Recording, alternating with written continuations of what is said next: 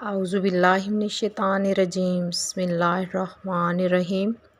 صدقہ فطر دراصل رمضان المبارک کے روزوں کا صدقہ ہے تاکہ لغو اور بیہودہ کاموں سے روزہ کی طہارت ہو جائے اور ساتھ ہی غریبوں ناداروں کی عید کا سامان بھی اور روزوں سے حاصل ہونے والی نعمتوں کا شکریہ بھی۔ صدقہ فطر ہر مسلمان آزاد مال کے نصاب پر جس کی نصاب حاجت اصلیہ سے فارغ ہو واجب ہے۔ اس میں عاقل بالغ اور مال نامی شرط نہیں، نابالغ اور مجنون اگر مال کے نصاب ہیں تو ان پر صدقہ فطر واجب ہے، ان کا ولی ان کے مال سے ادا کرے۔ صدقہ فطر نماز عید سے قبل ادا کر دینا چاہیے، یہی مسنون ہے، لیکن عمر بھر اس کا وقت ہے، یعنی اگر ادا نہ کیا تھا تو اب ادا کر دے۔ ادا نہ کرنے سے ساقط نہ ہوگا، نہ اب ادا کرنا قضا ہے بلکہ اب بھی ادا ہی ہے۔ عید کے دن صبح صادق ہوتے ہی صدقہ فطر واجب ہوتا ہے، لہٰذا جو شخص صبح صادق طلوع ہونے سے پہلے مر گیا یا غنی تھا فقیر ہو گیا تو صدقہ فطر واجب نہ ہوا، اور اگر صبح ہونے کے بعد مرا یا فقیر تھا غنی ہو گیا تو صدقہ فطر واجب ہے۔ صدقہ فطر ادا ہونے کے لیے مال کا باقی رہنا بھی شرط نہیں، مال ہلاک ہو جانے کے بعد بھی واجب رہے گا، ساقط نہ ہوگا۔ زکوٰۃ و عشر کا یہ دونوں مال ہلاک ہو جانے سے ساقط ہو جاتے ہیں۔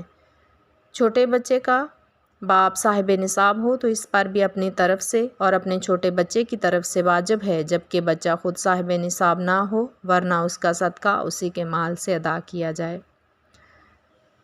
باپ نہ ہو تو دادا باپ کی جگہ ہے، یعنی اپنے فقیر و یتیم پوتے پوتی کی طرف سے اس پر صدقہ دینا واجب ہے۔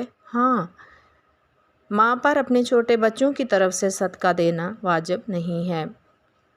صدقہ فطر واجب ہونے کے لیے روزہ رکھنا شرط نہیں، اگر کسی عذر سفر، مرض، بڑھاپے کی وجہ سے یا معاذ اللہ بلا عذر روزہ نہ رکھا جب بھی صدقہ فطر واجب ہے۔ مجنون اولاد اگرچہ بالغ ہو جبکہ غنی نہ ہو تو اس کا صدقہ اس کے باپ پر ہے، اور غنی ہو تو خود اس کے مال سے ادا کیا جائے۔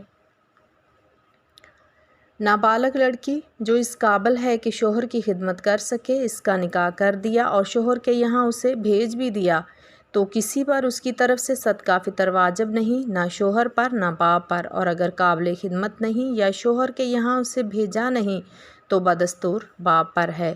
پھر یہ سب اس وقت ہے کہ لڑکی خود مال کے نصاب نہ ہو، ورنہ بہرحال اس کا صدقہ فطر اسی کے مال سے ادا کیا جائے۔ اپنی بیوی اور عاقل بالغ اولاد کا فطرہ اس کے ذمے نہیں، اگرچہ اپاہج ہو، اگرچہ اس کے مصارف اس کے ذمہ دار ہوں۔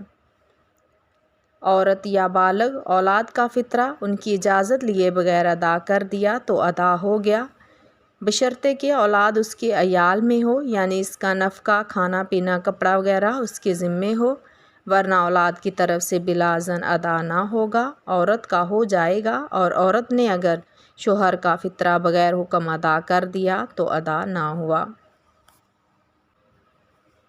ماں باپ، دادا دادی، نابالغ بھائی اور دیگر رشتہ داروں کا فطرہ اس کے ذمہ نہیں اور بغیر حکم ادا بھی نہیں کر سکتا۔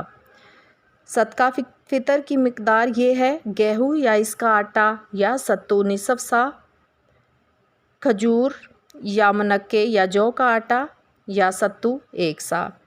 اعلیٰ درجے کی تحقیق اور احتیاط جس میں فقیروں کا نفع زیادہ ہے یہ ہے کہ سا لیا جائے جو کا اور اس کے وزن کے گیہوں دیے جائیں۔ چاول، جو، باجرہ وغیرہ دوسرے غلے فطرہ میں دینا جائز ہیں۔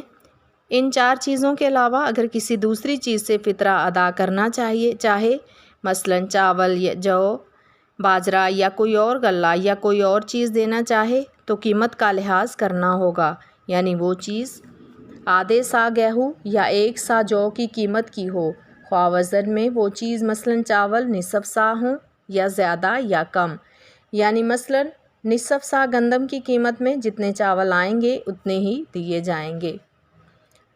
صدقہ فطر میں بھی مسلمان فقیر یعنی مستحق زکوٰۃ کو مال کا مالک کر دینا بے شک شرط ہے، اور اس میں تملیک کے بعد اس کو اختیار ہے جہاں چاہے صرف کرے، جیسا کہ زکوٰۃ کا حکم ہے۔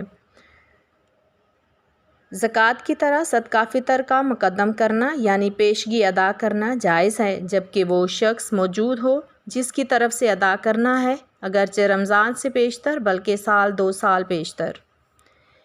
ایک شخص کا فطرہ ایک مسکین کو دینا بہتر ہے، اور چند مساکین کو دے دیا تب بھی جائز ہے۔ ایک مسکین کو چند شخصوں کا فطرہ دینا بھی بلا عذر جائز ہے، اگرچہ سب فطرے ملے ہوئے ہوں۔ صدقہ فطر کے مصارف وہی ہیں جو زکوٰۃ کے ہیں، یعنی جن کو زکوٰۃ دے سکتے ہیں انہیں فطرہ بھی دے سکتے ہیں، اور جنہیں زکوٰۃ نہیں دے سکتے انہیں صدقہ فطر بھی نہیں دے سکتے۔ جس طرح صاحب نصاب کو زکوٰۃ لینا جائز نہیں، یوں ہی صاحب نصاب اگرچہ امام مسجد ہو، اسے کوئی صدقہ واجبہ مثلاً یہی صدقہ فطر لینا جائز نہیں، حرام ہے، اور اس کے دینے سے نہ زکوٰۃ ادا نہ ہوگی۔